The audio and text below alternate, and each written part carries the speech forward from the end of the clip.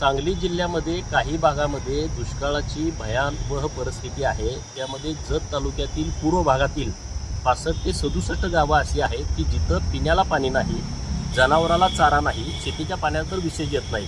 आता जवळपास 93 टँकर तिथं सुरू आहेत। तर मी तिथं त्या भागात अधूनमधून सारखं माझं जाणं येणं होतंय।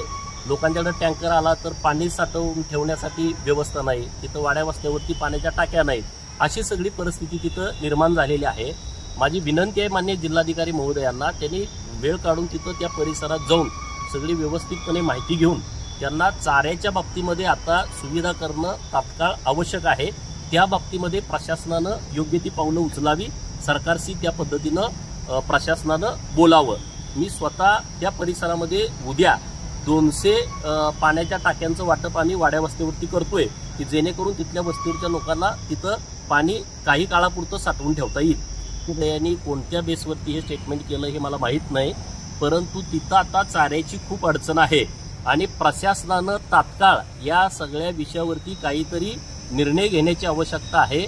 मुळात त्या भागात पहिल्यापासून दुष्काळ असल्यामुळं तिथला शेतकरी हा प्रचंड काबाड कष्ट करणार आहे। ऊसतोड मजुरांची संख्या जवळपास 35,000 ऊसतोड मजूर हे फक्त जिथं आता दुष्काळजन्य परिस्थिती आहे त्या भागातून ऊसतोडीसाठी जातात। अशी भयानक परिस्थिती आहे, एखादं जनावर घेतलं तर ते टिकेल की नाही टिकेल अशी परिस्थिती निर्माण झाली। तर माननीय जिल्हाधिकारी साहेबांनी ताबडतोब या बाबतीमध्ये योग्य ती कारवाई करावी।